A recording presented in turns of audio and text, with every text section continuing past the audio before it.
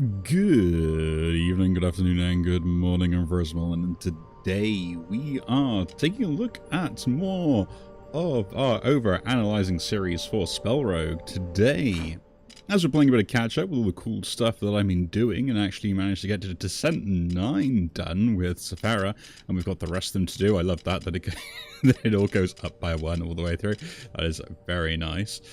But yeah, so as we've got to try and figure all this other stuff out. So we've got some generic unlocks still to do as well, and some other random stuff. But yeah, we got to finish off the Analysing series. So today we're going to start off with just straight away looking into all of these artifacts.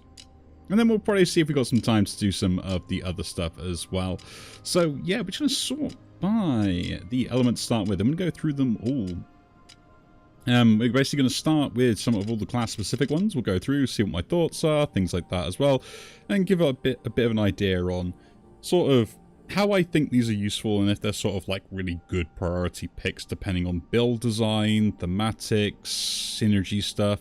You'll probably get a good idea if something fits your build, and I would say with all of these, they're all kind of, it'll matter when you get them and what is generally good.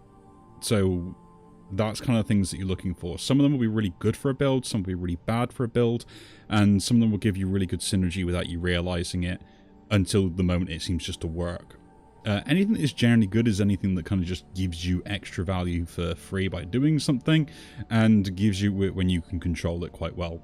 Is just sort of my baseline thought process on a lot of stuff anyway. But we're going to start off. So the Aquaplex, this is for basically every 13 dice rolled, you gain a concoction. What's nice about this is Lapis does have that sort of dice rolling playstyle, which means that you are going to trigger this probably more often than you think you will do, and a concoction just means the fact that you are going to get that free spell cast where it doesn't consume a charge, which can be really good in certain situations. Be able to, say, play a combo spell a little bit more often in a turn, get yourself set up. Like, honestly, you'll be able to roll quite a lot of die quite often, to be honest, if you've got the build for it.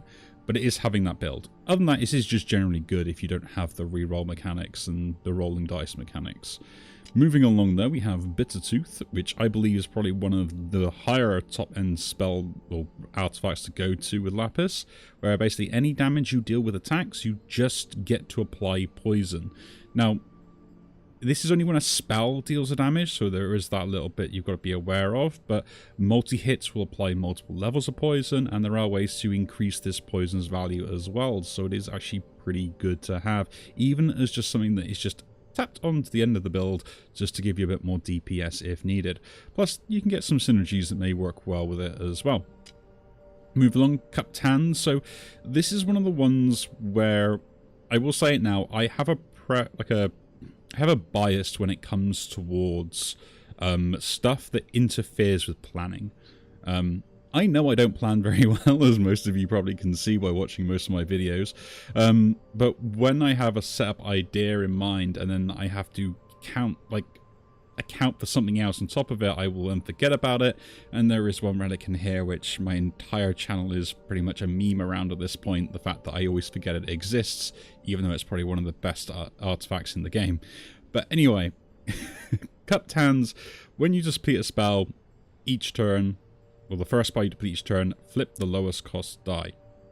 Now, this is kind of where it's like, it could ruin you casting other spells if you deplete a spell and then you can't cast it. You can play around that, but I'm saying sometimes it's very difficult to do, but it can be useful. So it's kind of a 50-50 thing. I think it can work really well if you plan around it and it's useful. Other times it's probably something that I probably will end up like shooting myself in the foot with, kind of thing. Like, you know, I shouldn't touch sharp objects is my my thoughts on that. But no, it is pretty good if you can make that synergy work for yourselves. Hex Crown. I like this, but the issue I have with it is the fact that it alternates between two different modes. Both modes are actually pretty useful. I think Curse is probably more of an upside just on the one occasion, because the ability to roll a 1 guaranteed is really, really good, and I think that it is something in most cases that is undervalued. At least rolling a guarantee dice every turn is pretty good value, even if it's just a 1, which means you can kind of play around that quite well. The reinforce on odd turns is also quite nice. You do get it that first turn, which helps you defend and set up. Does mean your second turn may not be as great depending on how many die you got, but this is probably more of that late game artifact you want to be picking up anyway. So yeah, early game probably not so much, because you do value any dice being more randomized a little bit better than always getting a guaranteed 1. Moving on, the monsoon mantle. Anyway, for every 10 countdown spells cast, gain 1 rain. I like this. It just gives you more value towards the rain effect, and rain effect doesn't actually get used up if you don't have anything to reduce the countdown by, which is quite good. So yeah, it's actually a pretty good one. If you're a countdown build, pick it up. If you just got 1 countdown spell, it also is pretty good as well, just because it will, you know, help cast it at some point again. But very specialized for countdown builds, or at least like maybe 1 to 2 countdown spells, maybe 3 gives you a good optimal number of them anyway. Moving on, Nautilus. I love this. I like it quite a lot. I think it's an absolute brilliant relic. It really helps you to reinforce on those first turns, which can be very important for you to set up. Just means the fact you basically can spend less die into defending and then more die into setting yourself up. So yeah, pretty good. Moving along, Poison Core. I like this, just the fact that it is 15 free damage. I mean, you can't really knock at that. It does happen over the course of like 5 turns, but still it is free damage and it is on everything, and that is actually pretty cool. So yeah, definitely worth a pickup. And if you're a poison build, then it's gonna starting off you with a higher level of poison, doing more damage consistently. Moving on, Prejudice. Every 12 spells cast, a random die becomes an icy die. This is pretty good. It just is going to make sure that you can get a little bit of extra block and value from it. It's not amazing, but it's better than some of the other ones that do this similar effect and enchant a random die, and we'll come up against them, but this is one of the better versions of it when you do see it like this. Moving along, the Ring of Poison, that basically increases the poison effect applied by 1. So this is something that I say a lot of the time with different runs, is there's a difference between minor stacking and bulk stacking.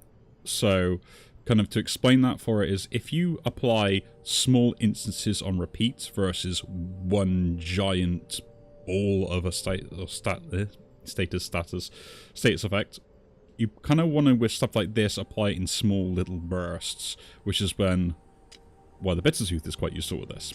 But yeah, so this is one of those things where if your build focuses around little points of poison added up over time, rather than sort of applying like 20 poison in one go, get this. If you're getting 20 poison in one go, probably don't need it. So it is something to think about.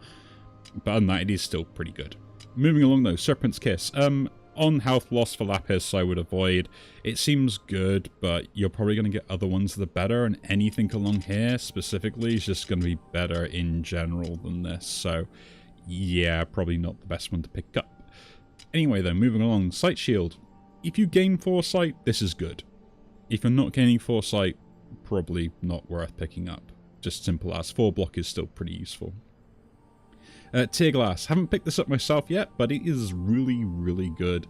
The fact that it means rain gets more effect on it, plus the fact that every second turn you're going to get a rain just applied to instantly, is absolutely awesome. Like, it is just free countdown, and you see me have a build where I literally got every countdown thing for Sephara, which was a brilliant build and actually did quite well, so this will be really good with Lapis. Moving along, the Wraithstone.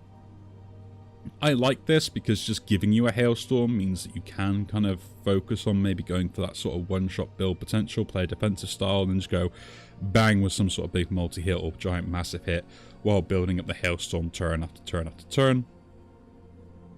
And it does give you good consistent value, so it is actually kind of worth picking up if you do see it.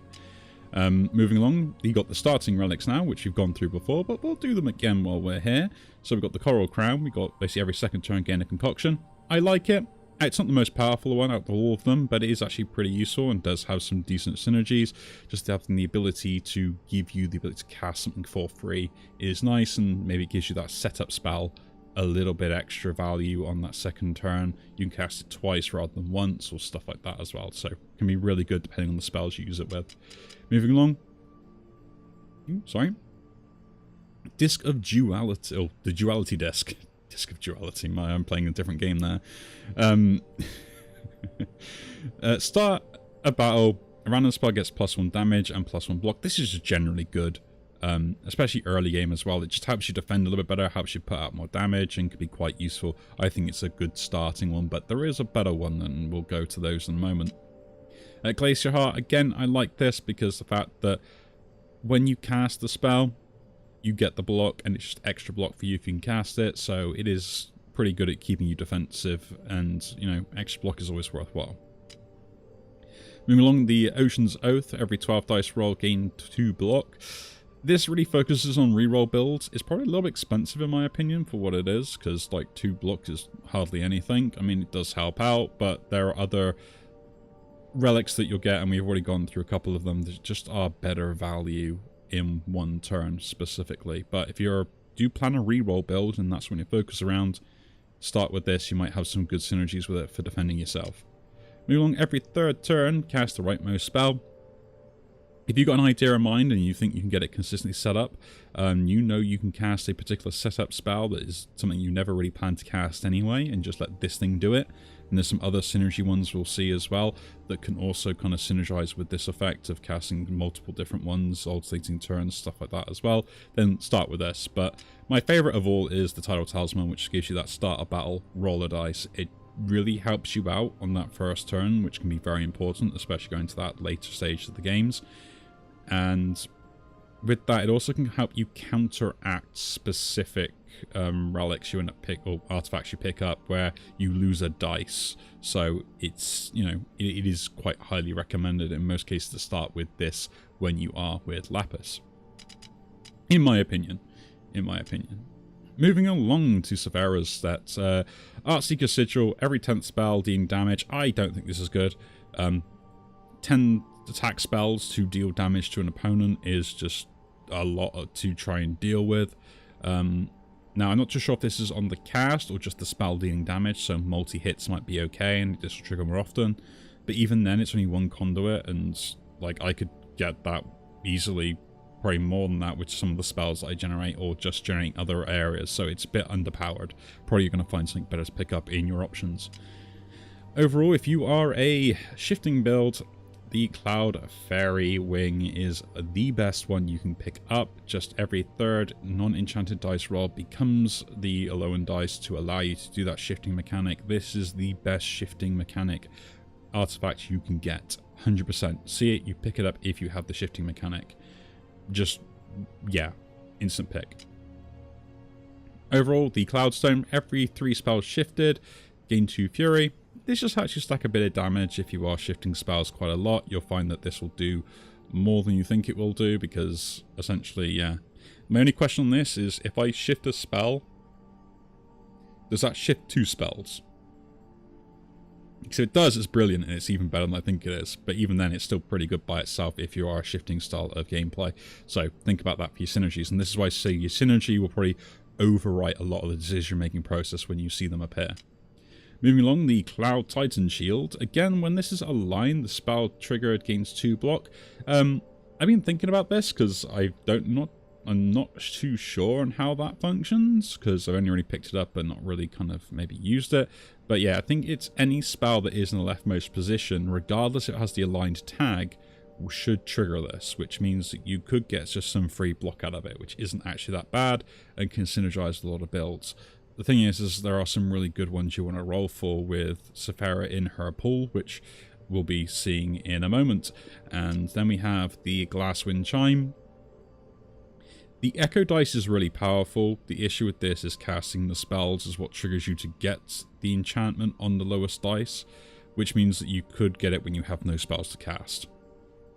So, yeah, this again is probably not the best one to kind of go, look, I've already picked out 2 that you could pick up for a shifting build, and now we'll go on for your static one, which is Lightning Rod. It's probably the best relic Sephara has for the static build, and you should be hunting for this if you have any way to gain static. 100%. It is like the best one. Trust me, it just does so much DPS, and the more static you have, the better off it is. 100% pick with that. If you have static. If you're shifting, then don't bother. but you never know, it still might be useful if you do have some generation of it. Start a battle, apply 2 content to a random enemy. This only applies to 1 enemy, so it's not very great, especially when you got things like the Poison Core from before with the other characters. If this was every enemy, it would probably be an easy pickup compared to other things, but other than that, I probably think you're probably rolling for just some of the other ones I've already mentioned. Moving along, Prism. This one is, if you've got X effect in your spells, pick this up. If you don't bother. Just simple as. It's like, does it work for you, does it not? Those are your 2 options. If it does, pick it. If it doesn't, don't bother. And then if you get anything that is better compared to your build that we've already discussed, pick those instead. Now, moving along, Static Catalyst. So, this is when I said, like, I plan terribly. This is a really good catalyst. If you are gaining small bits of static, this really helps you out, and you can force this to generate extra die for you and do a lot of cool stuff. And it is one of probably the second most one I would recommend you pick up.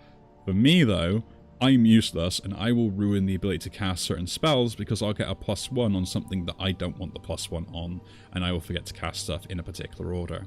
So, yeah, I will muck this up if I pick it up, and I will pick it up one day, and we'll get to have the fun of me mucking that up when it happens. Stormveil. Turn 2, gain 2 electrified. It is really good. I like it. Getting 3 electrified is nice. You gain some static. You can then spend that static without actually having to have static generation. So, yeah, if you need something to generate a little bit extra static every so often, pick this up. Tuning Fork. Discordant is probably one of the worst effects to be triggered, in my opinion. I've got to try and do a run with it to try and get some of the hidden stuff to unlock, as well as also just to try and prove to myself if it's good or bad. But I think it's terrible because the fact that you have to apply it then attack, and it doesn't really generate much block. So, yeah. I'd avoid it. But I could be wrong. I could be wrong. There could be one build that's absolutely brilliant, but it's the consistency that's my issue with it more than anything else as well. Just the general effect. Moving along. So, this is a weird one.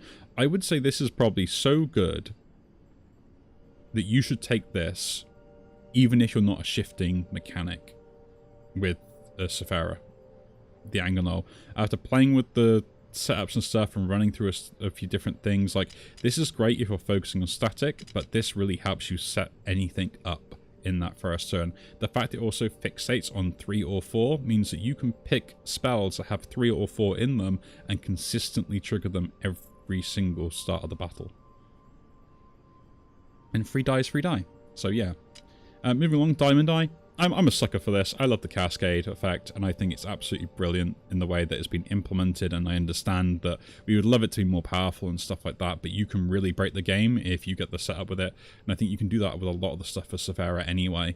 So, yeah, this is one of the ones where I'm like, it's really good, and I got a really good soft spot for it. So, and the synergy is just off the charts once you get it going, if you have more compounding effects to get more and more Cascade. So definitely a think about for starting. Dynamo. I haven't played with this yet, and I probably should do, because it seems interesting. What I love about this is the fact that the rolling of the die will enchant the die to become sparky, which is also really good, and then you can kind of almost get ways to reuse that sparky die to generate more static, so it's actually a really good way to generate some static, and in most cases, with rerolls and rolling dice in general, you might be able to get this triggering like maybe nearly every turn if you got the good setup for it, or maybe like once every 2 turns with enough dice or things like that as well. So yeah, definitely worth to think about if you are going for some other ways to generate static. And then we have the Echo Stone. This I would say is really good. If you got a way to kind of get the most value out of this Echo die when you get it on turn 3 and can set up for it really well, it's just brilliant. And they've had some really weird or unusual runs with it in the past. None of them have probably been amazing, but they kind of really showed the power of this. The issue is just like, you got to be able to get that value out of it as well. So it's that kind of, is turn 3 too late kind of concern more than anything else. But I still think it's pretty good as a starting relic anyway. And then one of my other favorites, the Electric Fur Coat. Just gaining free static every 3rd turn is pretty cool. Like, then you pick this up and suddenly like you're hitting someone for like 4 twice, 2 twice, and once twice, and then repeat that process after the 3rd turn. So yeah, it's free damage. why wouldn't you want 3 damage? Moving along, Nexus Needle. Turn 2. What we have here is 2 charges to the leftmost spell. Now, this only triggers once, and you get 2 charges to the leftmost spell, which if you can cast it, great. If you can make use of those charges, brilliant. If you can't, then it's not really worth the pickup, and that's your pretty much decision-making process, is can you make the most on those charges on turn 2? There are some spells that do benefit by having charge and stuff when we are into Hazel, so there is that other option as well, or just like spells you want to cast multiple times but only have one particular charge on like for the general state of the spell.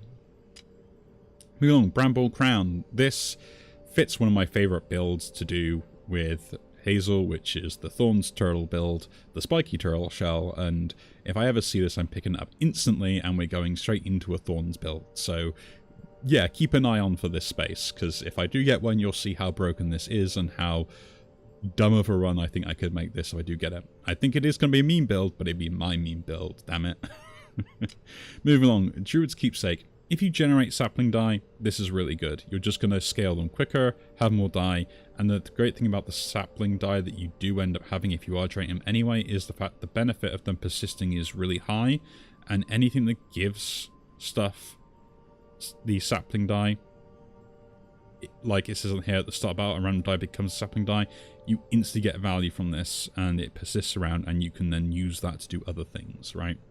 Really good, worth a pickup, even if you're probably not really a sapling synergy build. Moving along though, Glimmering Petrifact. Again, this is the deplete thing, which again comes after you probably cast your last spell at the end of the turn in some cases. Glimmer isn't really that great of a bonus unless you can reuse the die, but it does have some synergy effects as well, but probably this is not the best to pick up.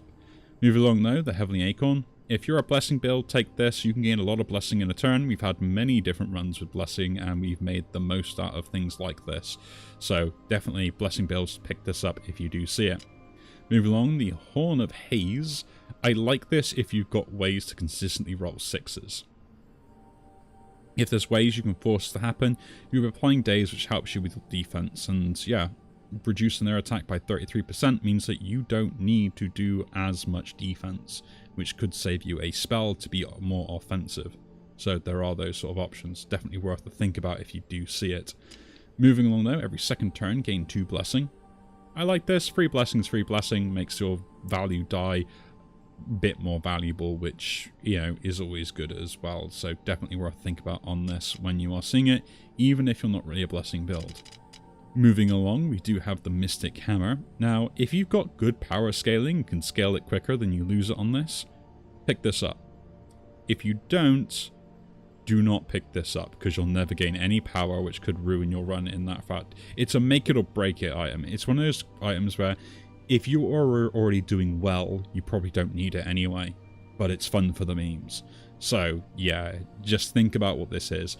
I wish this item in particular had a different wording on it and did a different effect.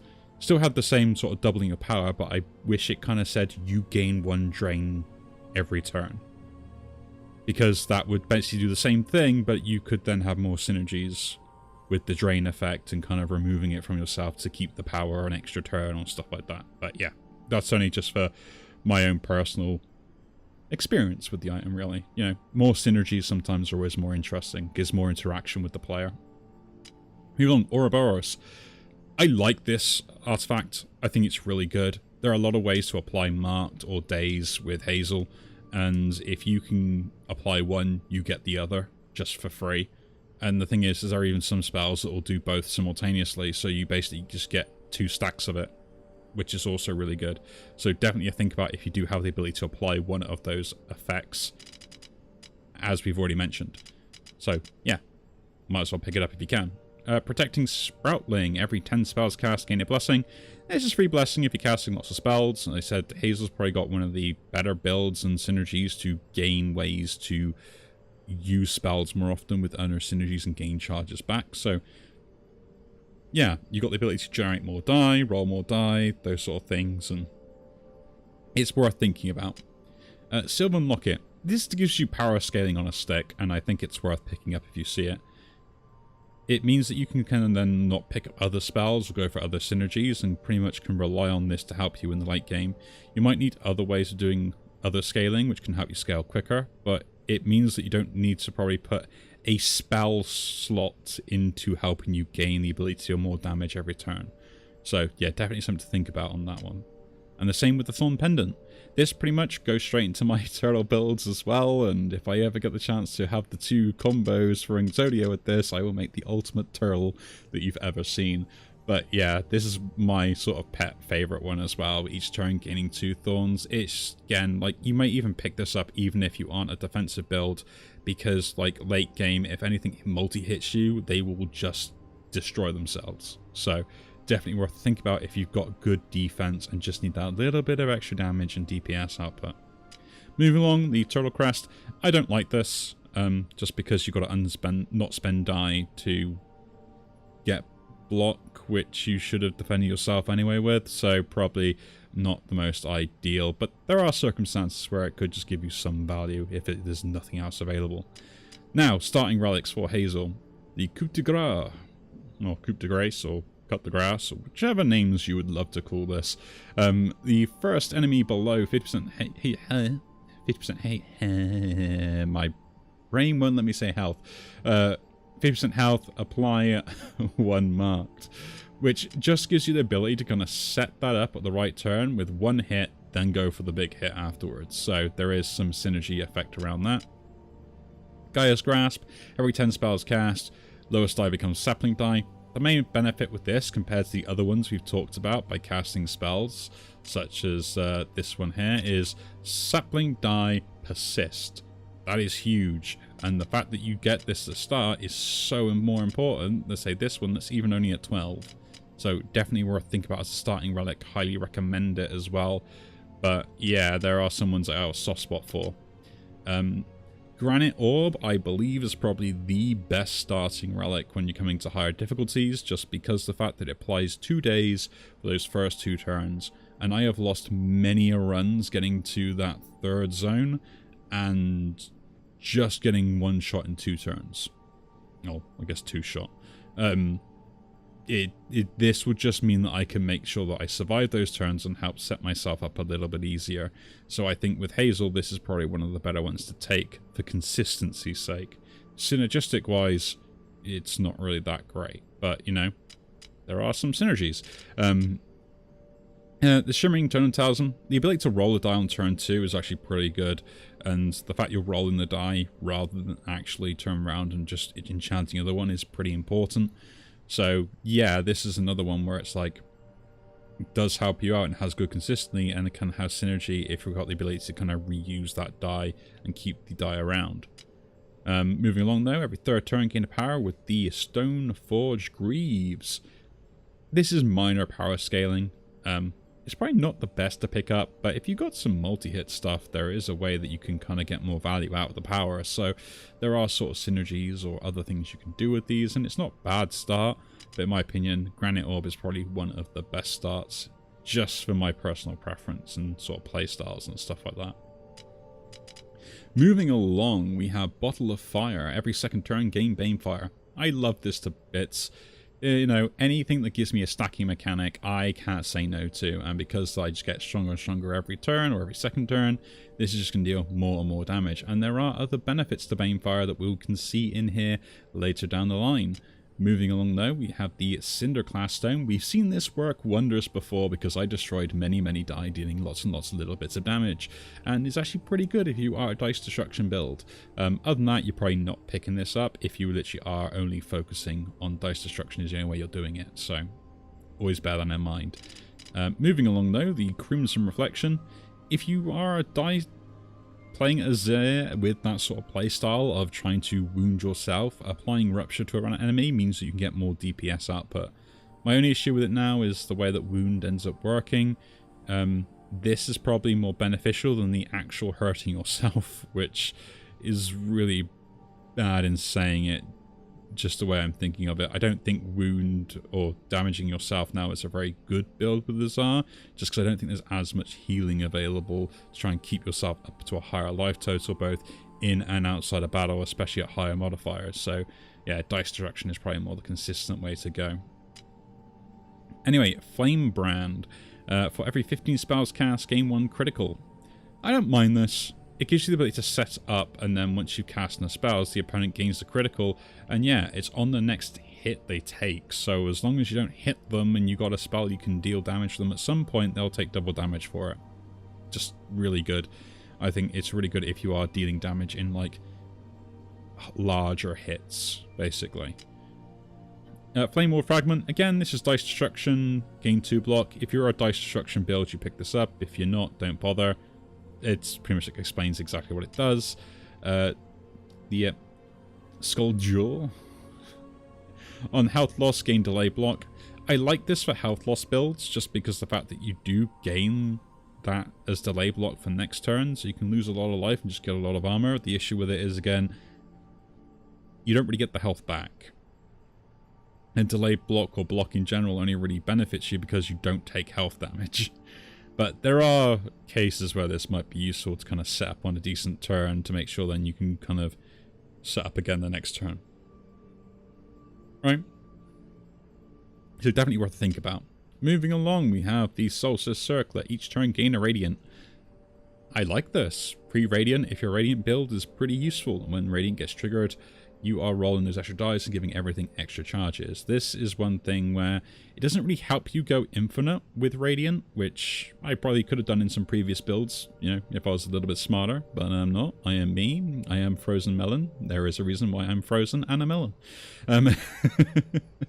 But yeah, this is something where it can just help you consistently maybe get it triggered like every turn or every other turn, which could be pretty useful.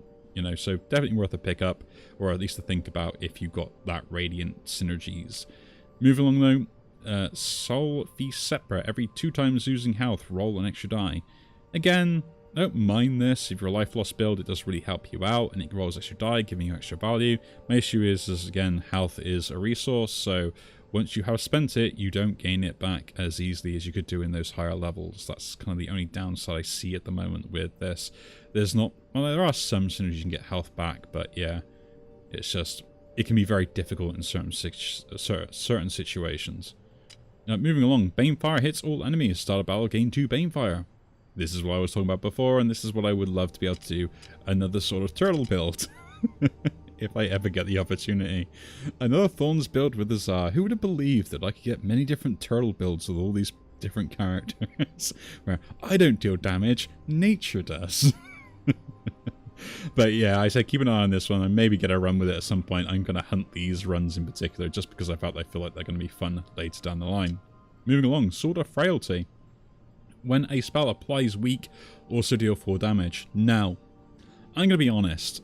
I probably have been undervaluing weak for quite some time, and my last run with Sephara has probably shown me the power of applying weakness to enemies in a lot of cases. It's something that I have had to learn, and even now I will still probably undervalue it in every single run I do, just because I feel like dealing damage is probably more important than sometimes trying to survive. But that's my own problem anyway. But I think this is pretty good. If you got ways to apply weakness, it's just free damage, so think about it when you see it. It is probably worth a pickup. Moving along though, the first spell dealing damage each turn also applies to weak. Now, this isn't bad just because of the fact that you can target it, which means that essentially the first attack spell you cast will apply 2 weak to an enemy. It's pretty good. The issue is it's not repeatable, so, you know, I would have preferred it being like, you know, similar to the Bittertooth, but yeah, we can't all have nice things. But yeah, definitely worth to think about if you're thinking, do I need to start a little bit extra defense in some way, and you can attack it onto attack spell. Always think though, are there other better synergies that I can pick up with what other artifacts I can see. Moving along though, now, starting relics for Azar, Hymn Book. I think this is kind of cool and interesting. The issue is like it gives you that 2 critical instantly, and you can use it when you need to. So you can kind of focus on essentially not dealing any damage, building yourself up, gaining more and more power, scaling a little bit, then do that critical damage at the right moment to one-shot an opponent. So if you're going for those sort of builds, it could be something where you pick this up and just have it waiting, you know, almost like a ticking time bomb in the background, because it just gives you that 2 critical to do 2 decent hits. Issue with it is if you've got multiple enemies, you may need to deal with that damage and just lose the critical to kill them off quickly. Moving along, the Igneous Insignia, every 3 utility spells cast apply 2, oh, actually 6 utility spells cast apply 2 weak to all enemies. I'm gonna say this. The fact that this is 6 utility spells to be cast apply only 2 weak is terrible. It's probably not even worth starting with.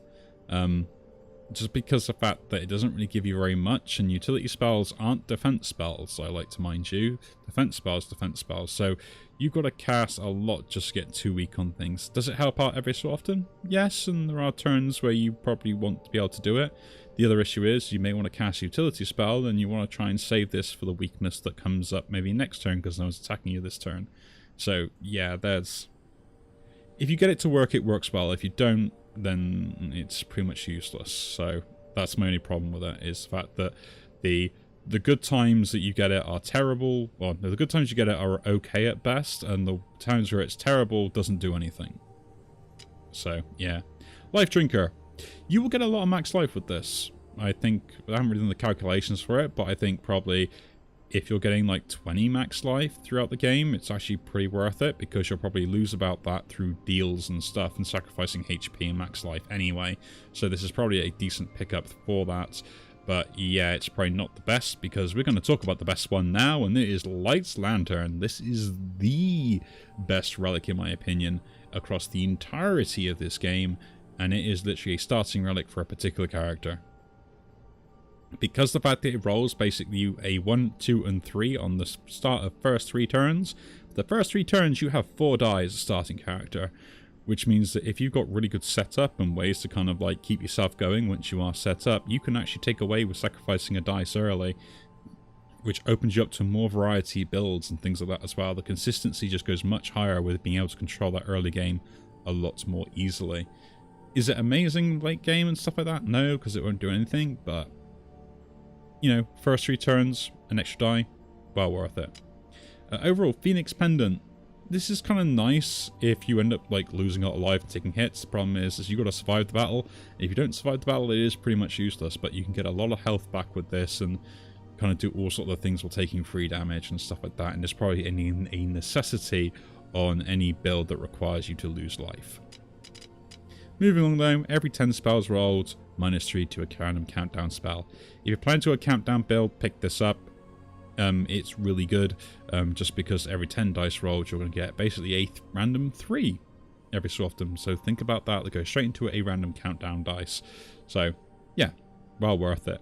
Probably outweighs this into a countdown build in some ways as well. Now, next up, we've got our boss relics and the rare ones to go through. So, Ether Crest, -1 die each turn. Spells apply +1 status effects to you. This is really good if you've got reoccurring status effects, so ones that kind of will give you more value and then stick around to keep giving you more value. So a good one like that is Scaling Power, getting Foresight that gives you extra die for the next turn, because you basically double that as well. Even things just like applying pretty much any good status effect. I'm not sure how it interacts with the power and drain effects. That's one thing I haven't tested yet, but I'd be very interesting to know if people will let me know about that.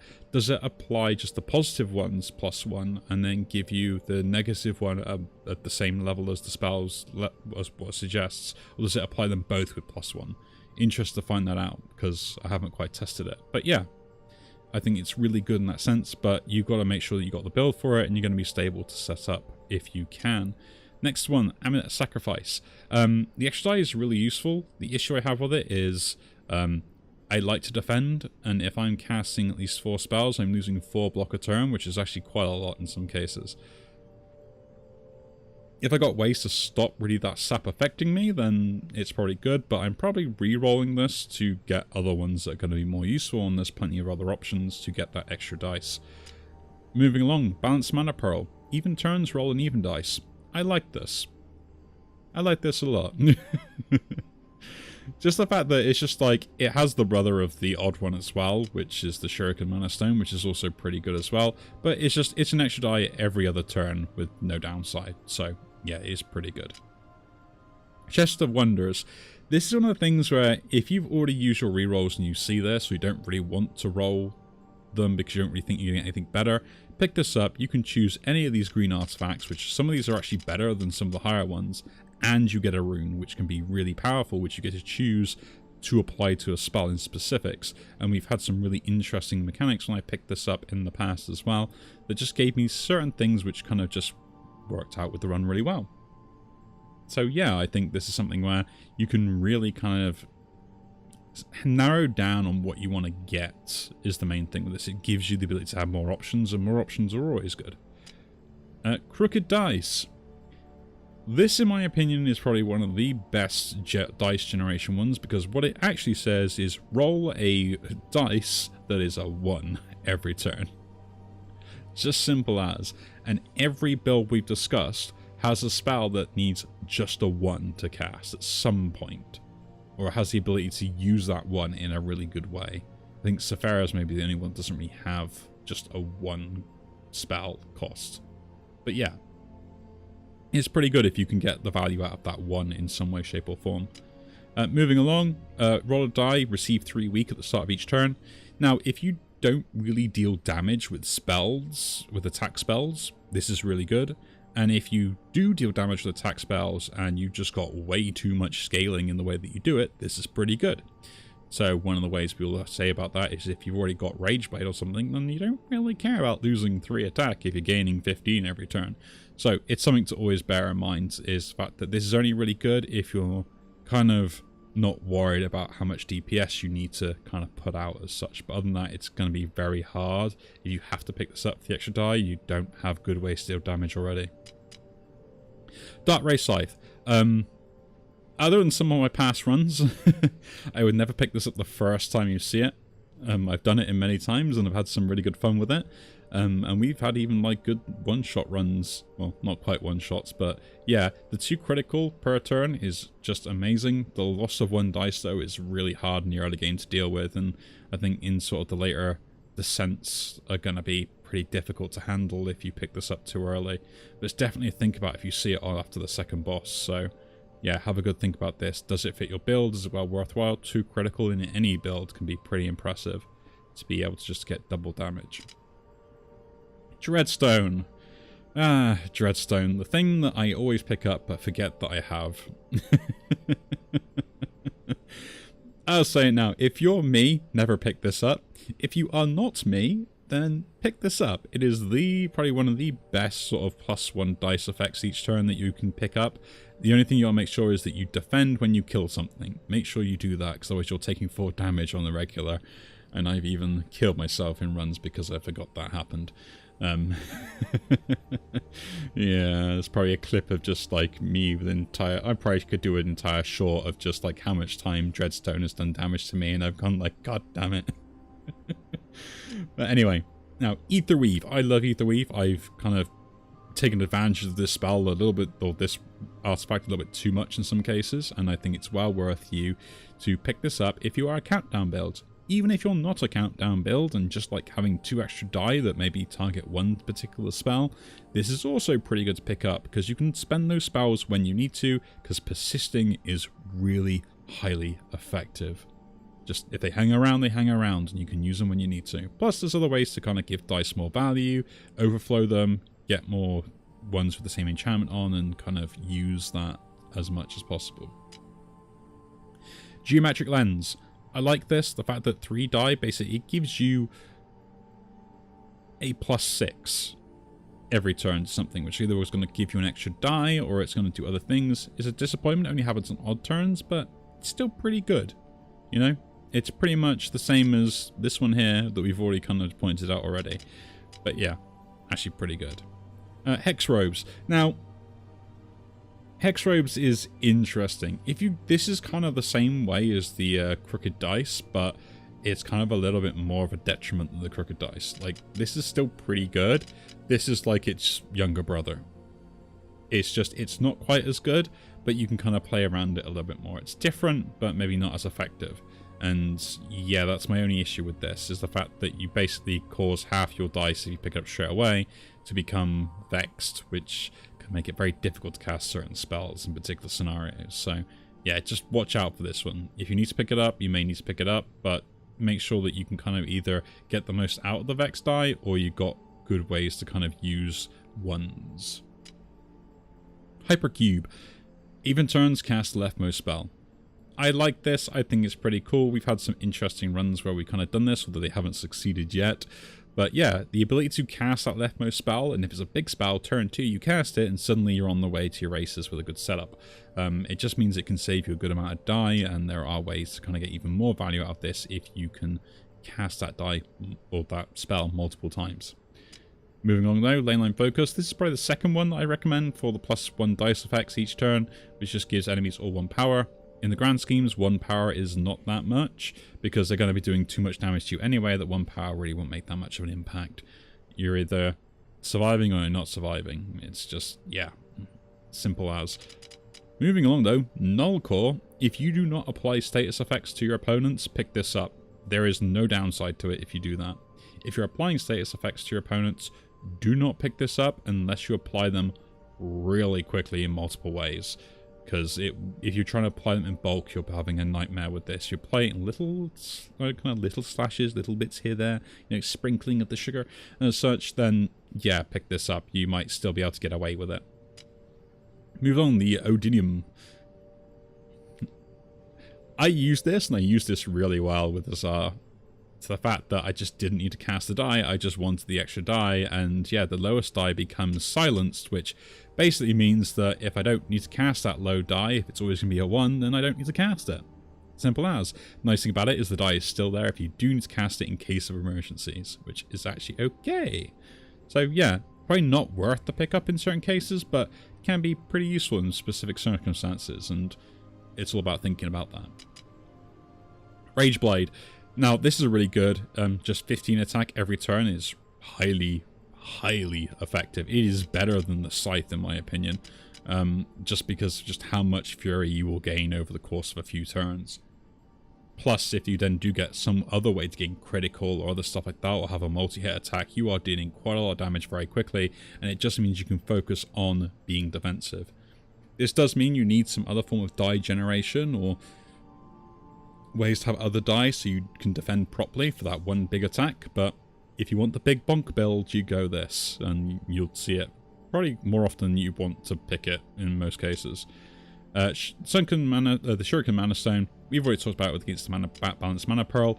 It is good just for odd turns, which means it's the start of the fight will also trigger for that first turn, so that's actually pretty good. I'd probably say it's slightly better than the balanced Mana Pearl because the fact that it happens on your first turn, which is kind of important. Smoldering Torch. I'm not a fan of this, just because if it's random, it means it's highly unpredictable, and you can't really play around it if it lands on a very important spell you wish to cast. In most cases, what will happen is you may only have like a particular defensive spell that you need to cast on that particular turn, and if you can't cast it, because the fact that if you do, it ends up hurting you, then you're pretty much done for. That is my problem with this, and I don't think it's that bad, but I've just, like, at one point it was really good, and now I think it's just not that great. So, yeah. Difference from opinion now with it. There are just more better ways to get the extra die, in my opinion. And this is one of them. Staff of Splintering. The first die rolled each turn splits into 2 die. That's just brilliant. It's a free dice roll with no downside. Does mean that your overall value is technically lower, but yeah, if it's an odd one, then you're still getting the same value. It's just over 2 different die, which in most cases, like countdown stuff, it doesn't really matter. But for the actual effect of having extra die to cast spells, it's actually pretty useful. Unstable Mana Core. We've used this quite a lot with our Azar builds, and it is probably one of the best ones for him if you are dice destruction. Just if you've got ways to generate other die, that's the important part, and this is why you always say look at the spell list before you go and pick out your artifact. That's very important because then you know what artifacts you can pick up and counter out their effects with certain spells. Then the last one, Void Sigil. This is probably the other one which is actually really good, but I just don't pick it up because the fact that I get better synergies elsewhere, because I can kind of take advantage of the downside of the effect of those artifacts. When this one, I don't know what the downside is until I actually pick it, which again, this point is, it's not as good. Consistency is something that's important, as well as having more options, but this doesn't give you more options, this just gives you a downside that you don't know about yet. Which, yeah, is not that great. Now, into all the green, the normal type artifacts. Crystal Heart is interesting. Start a battle, gain 5 power, receive 5 drain. If you've got a way to remove that 5 drain, this is pretty good. And, yeah, you can gain 5 power for free if you can do that. And you can do that in important fights, or just 5 power to deal a good amount of damage and maybe one-shot certain opponents very quickly. Can be pretty useful. Probably worth pick up. Does have the other effect of being able to be placed in the crystal golem if you pick it up anywhere else, to basically generate this as well. So you can sacrifice to pick this thing up, which gives you an extra die each turn. The downside of this is the fact, or I say downside, but it's also a plus, it deals damage to everyone versus the number of dice rolled this turn. So that includes you, so just remember that, because I didn't read that at one point and found out the hard way. Moving along though, the Thanarax, the Unseeing. I don't know how to get this one, but I'm just going to say it is, yeah, very dangerous. Just 3 die each turn is amazing, but roll a 3, and if I've done it 15 times, I just end my turn. I don't like the sound of that, because I know that's going to go down terribly at some point. But moving along though, the Tritter is gaining foresight at the end of the second turn, so turn 3 you roll an extra die. Not bad, to be honest, not bad. And then we have Tritter Radiant Guide, which basically gives you 3 blessing on turn 1. Turn 2, heal 6, which is actually pretty good, and we'll already have Azara if you can get this, although I don't know how to get it just yet. And then turn 3, receive 9 Fury, which again helps you do a bit more DPS, but that is it. That's the only other benefit you will get out of it from that point onwards. So, yeah, bear that in mind. Moving along, Devoted.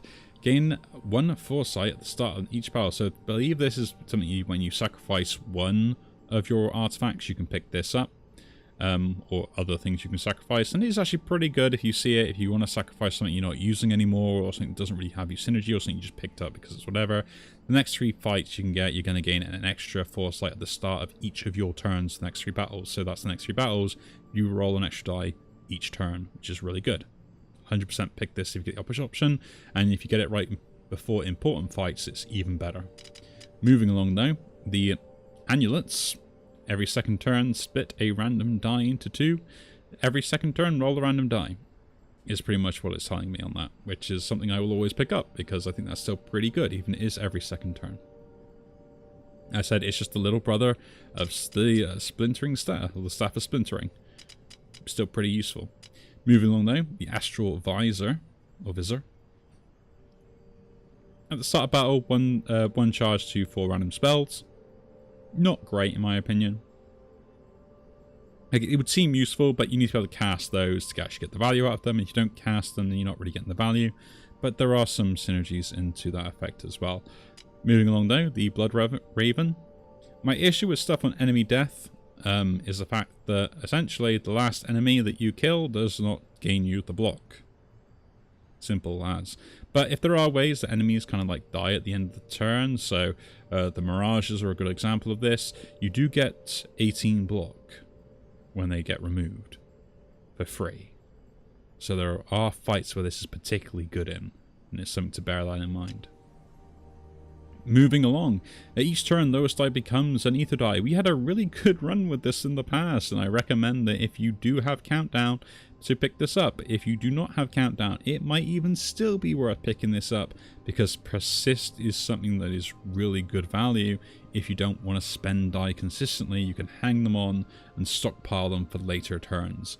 It is such a useful thing to be able to do, is basically persist happening. So yeah, have a good think about this, of whether, you know, there are some turns where I don't use a die, which this just helps you out in that fact.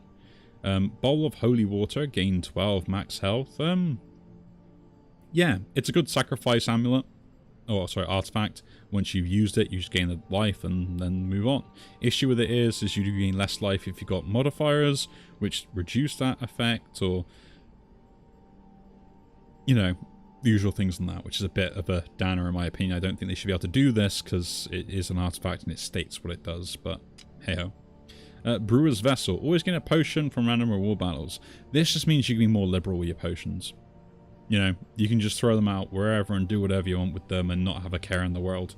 So, yeah, 100% pick this up. It can be pretty useful just to have extra potions. And again, I tend to undervalue them because I'm a hoarder, and I guarantee most of you are in the same boat as well. Moving along though, the Chaos Crystal. Again, on enemy death, roll a die. My issue with this is the fact that if you're not in a multi-battle, then it just is nothing. But again, in one particular fight, it is really good. In other fights, it's kind of meh. Because you sort of kill them, so you don't really get the death mechanic triggering until they are gone. Then you may have just cast everything anyway. So yeah, there may be other better ones to pick up, and we'll probably see a lot of them soon. Charge Necklace. Start a battle, deal 25 damage to an enemy with the most health. This is actually pretty good. It can one-shot small enemies early game, so if you do pick it up, it's actually pretty useful. 25 damage is nothing to snuff at, because it just means that you can kind of kill the highest value target a lot quicker, or at least set one up to be removed so you don't take as much damage every turn. So there is value in that, and it might be worth the pick up for you if you think that might be useful for you. Essentially, in some cases, the best defense is a good offense. Moving on, Crucible. I like this. I think it has really good synergies with the Deplete mechanic. Hazel can make some really good use of this in some of the spells she has, and some of the other characters as well. The main thing on this is you want something that has Deplete at the end of the spell and has a high number of charges. And yeah, that's kind of what you want to end up using it for, is basically Deplete to get the Deplete effect consistently at the end of every turn, and gaining essentially 6, 8 block, maybe something around that mark could be really good value. Moving along, Cube of Darkness. I like this, maybe not for the Stygian effect, for that Stygian die, but to be honest, just having the die persist and having it around and having an extra at the start of a battle is actually pretty useful. And at the end of every turn, it does deal some damage, so there's free damage involved as well. It's actually pretty good pickup on any build, really, if you do see it. Damned Shield.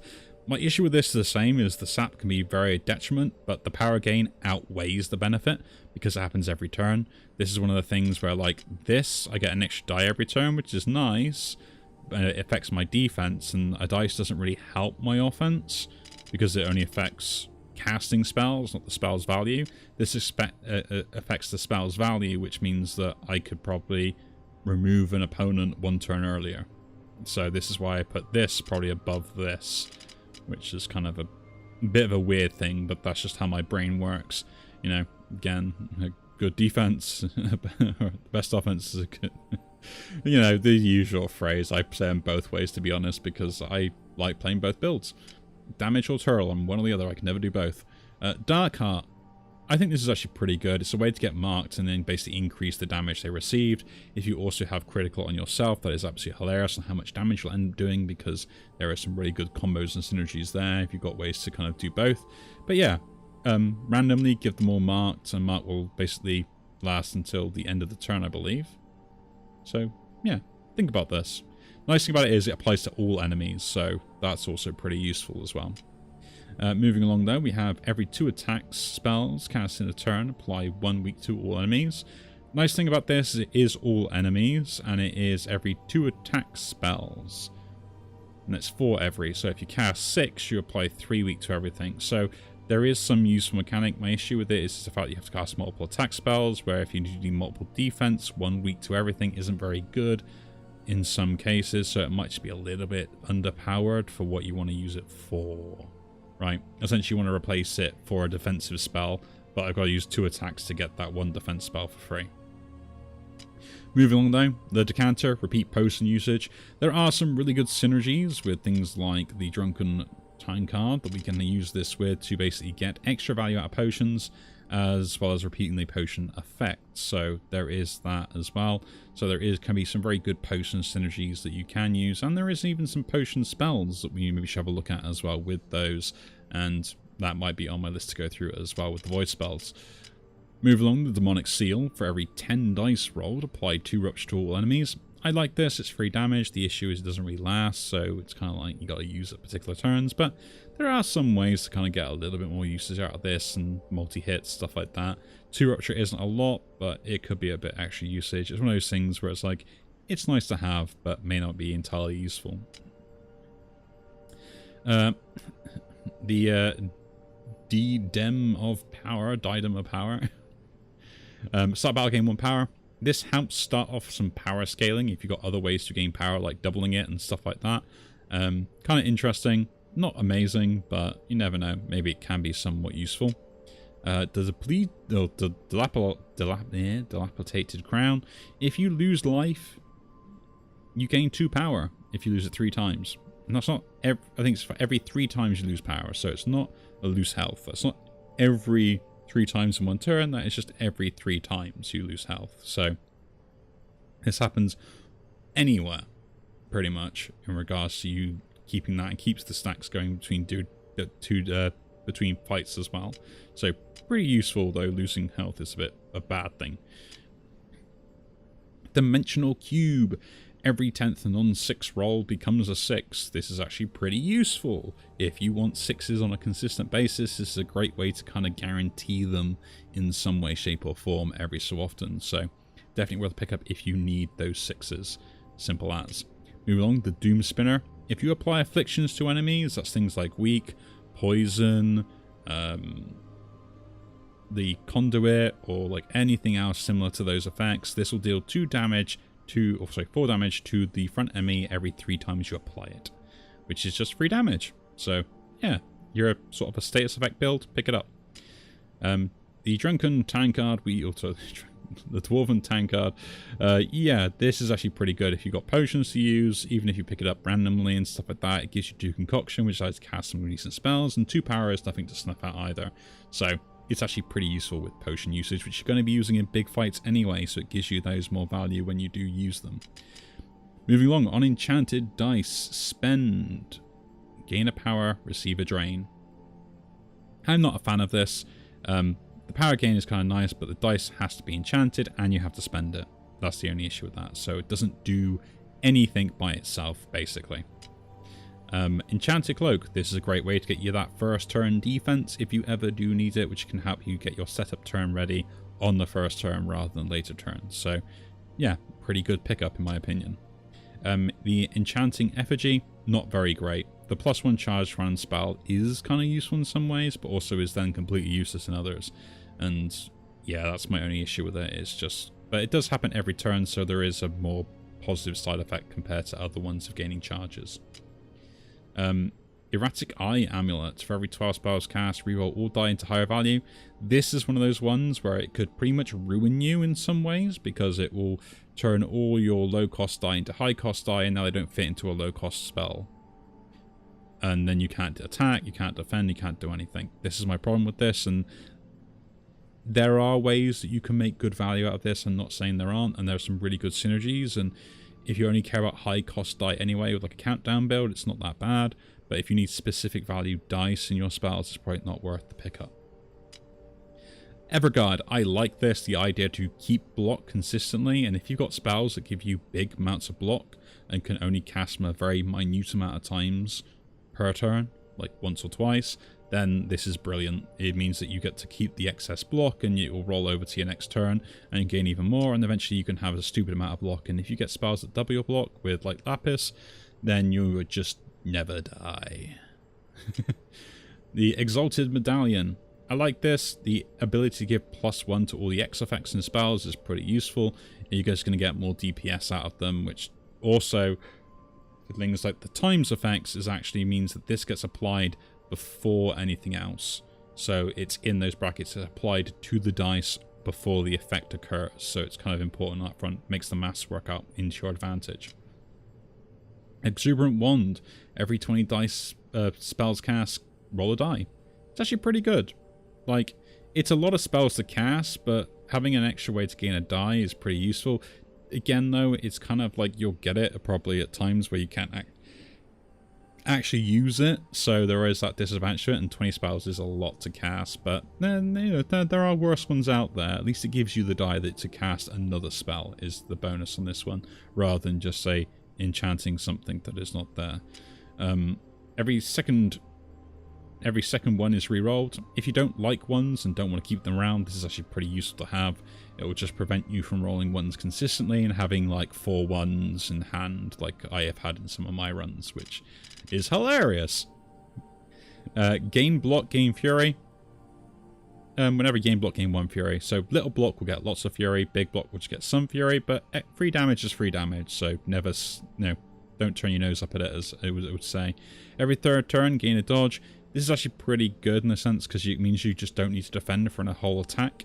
You just maybe defending for the rest of the attacks that come. So always work out the math on this as well, because you want to make sure that you block just enough that you will not need to block that last attack in the chain of the turn. So bear that in mind.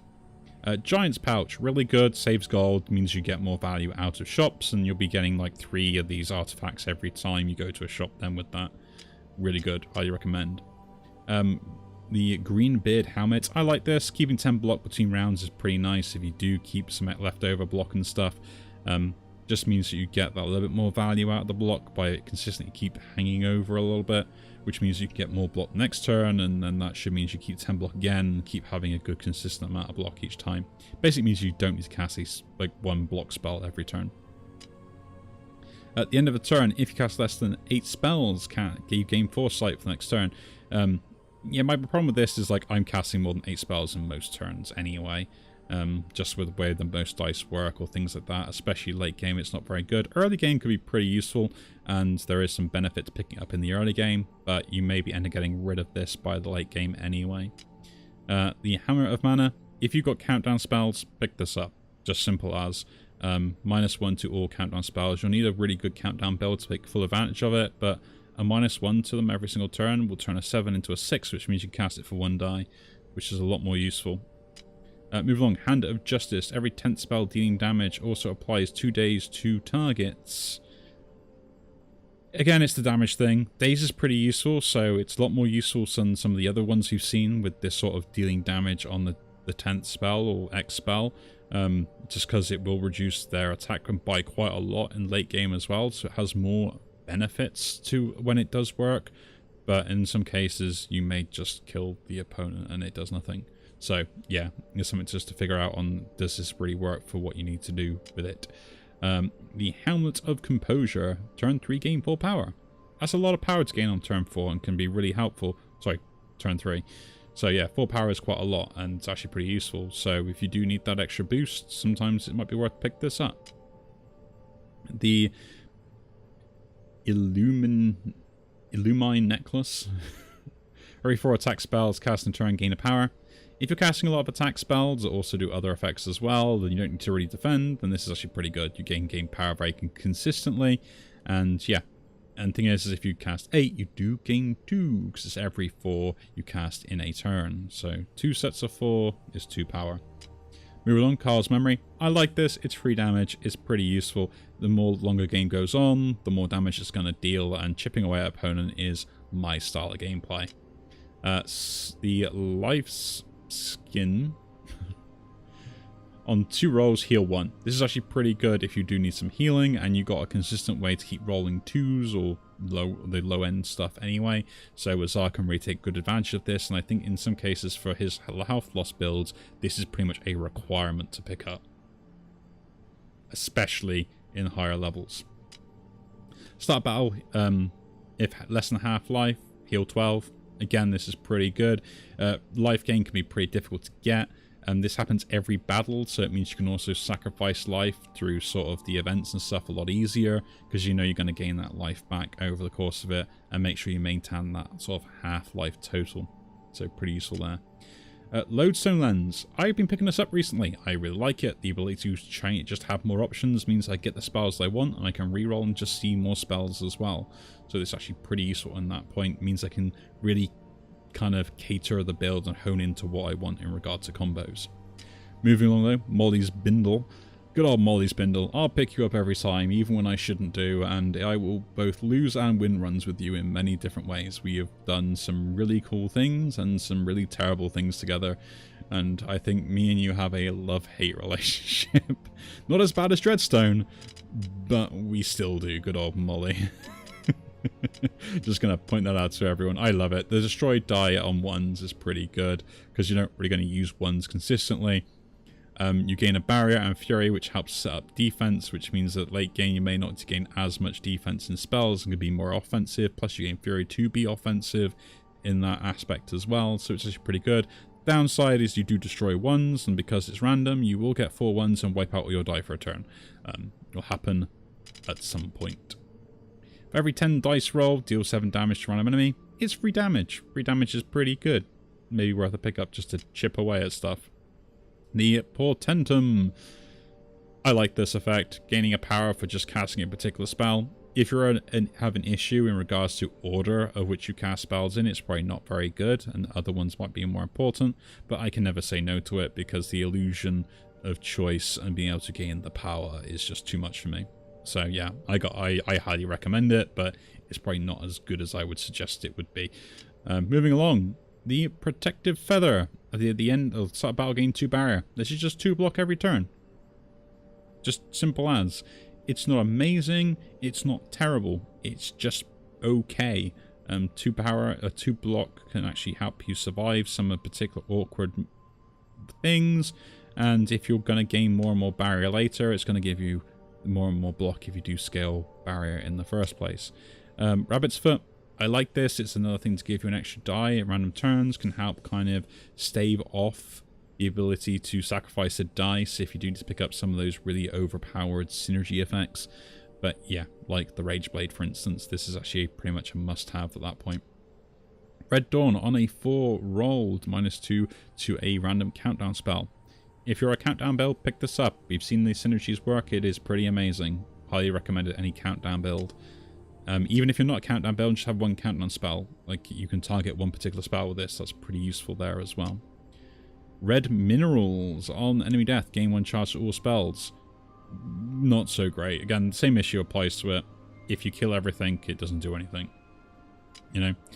The Ring of Block. I like this because Fortify is pretty useful. If you cast defense spells on repeat, you're just going to get more and more value out of this. I probably overrate this too much when I probably could pick something better. But again, I kind of like just having stuff that just gives me more value in the spells I already have. The Rod of Resurgence, when entering a boss battle, heal 20 health. That's actually quite a lot of health. And because you're entering, you do get the full amount, because reduction won't kick in at this point. So that's actually pretty useful, which means you can always consistently gain spells from the ruins instead. I think they're ruins, aren't they? The Runic Infuser. Each turn, -3 to a random countdown spell. This is really good again. -3 to a random countdown spell if you're a countdown build, or just have 1 countdown spell you want to cast repeatedly and make it easier to cast is pretty good. Essentially, you have 1 countdown spell that costs 8, it now costs 5 every turn. It's pretty useful that way. The Sentinel Sigil. Every 20 spells cast, random 2 charges to a random spell. Not great. Just going to simplify that. I have used this really well in particular builds where casting spells, giving charges, and having lots of die and stuff was just a brilliant build of going infinite with Hazel. Recommend you watch that if you do see it. But other than that, yeah, it's kind of like you really do need the synergy of being able to consistently generate die and cast spells, really. The Shield Dreaver. Every 3 defense spells cast in a turn, gain 5 fury. There are other ones similar to this, and it's actually pretty good. Like gaining fury just randomly is actually pretty useful. I think at one point, no, this wasn't this one, but yeah, there are always you can kind of take advantage of this whenever you cast those sort of defensive spells. So bear that in mind. But other than that, it's, yeah, gaining fury for 3 defense spells is pretty useful. The Silver Hallberg. I like this. The reduced house loss is pretty useful. Just means like multi-hits, you're going to get more and more value, which will save you more and more life. Plus, if you do health loss builds, you're going to take less damage to yourself as well. So it's a win-win. Moving along though, the Skull, for every 3 fires roll, gain a concoction. This is a free spell cast, which is pretty useful, and you'll know that you can cast this on something. So like the benefit of this versus something like this, even if they have the same effect, say, it would be the fact that the concoction goes on any spell, not that you choose it, rather than it just being random charges to somewhere. Soul Cradle, disenchant, gain 2 max life. It's actually pretty useful. Essentially, it gives you 2 max life, which it heals you up a little bit as well, plus the fact that, you know, you probably are going to be disenchanting a good amount of spells anyway, just to gain gold and stuff like that. So yeah, it's gonna add up, and again, like I probably would say, you probably get about 20 health out of this by the end of the run in most cases, or probably maybe even a little bit more. Moving along though, for every 10 spells cast, deal 7 damage to all. I like this again. This is slightly better than the other one that we had before, which was the Overcharged Crystal, just because of the fact that this will deal to everything. Yeah. Normally not as easy to activate, but it does it to everything. On a 6, 3 damage to all. Again, if you're rolling 6s is pretty good, but even then it's just chip damage to stuff, which is pretty useful. On a 5 roll, gain some block. Again, I like this just because you're going to gain block out of it. All these effects, when it's just like any number roll, do something, is just pretty useful. Every 10 spells cast, gain 4 Fury. This is kind of interesting. Get a way to gain some extra Fury. If you're a defensive build, you can stack Fury up and then keep it and spend it when you want to. So there is that sort of bonus. And yeah, there is some uses out of that where you can kind of wait until you can use it on a particular attack. Moving over, the Stupefying Stone. Again, this is a starter battle. Apply 5 weak to all enemies. Helps you survive that early first turn, which can be really useful.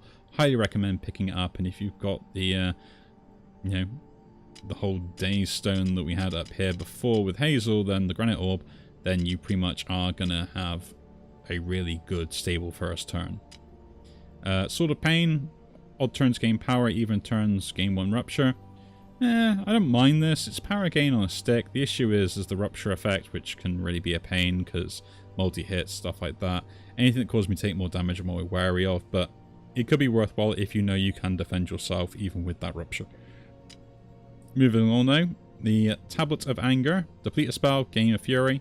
I mean, it's free Fury gain, right? You can't really say that's terrible. The issue is you've got to deplete spells to get it. Talisman of Suspension. Take this every time you see it. Straight up. You see it, you take it. It's so good. The ability to hold onto die is really useful and just simple as 100% keep. The Temporal Plate. When gaining block from a spell, also gain 1 delay block.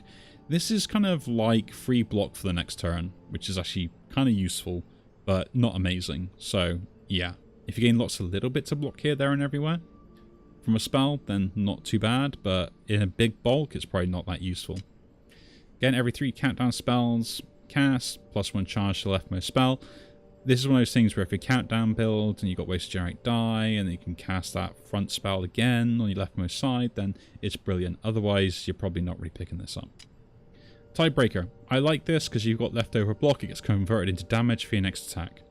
Really good in that sense. Do not pick this up if you've got this or this, because I believe that this will overwrite all those anyway, and you won't keep the block. It will just convert it.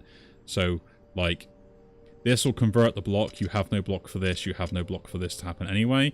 And if you this and this trigger and you keep the block, then this converts the block anyway.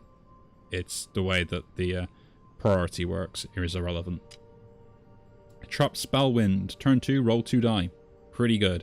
If you've got this, you can probably sacrifice a die for the boss fight in the first act and stuff, so it's actually pretty good to pick up.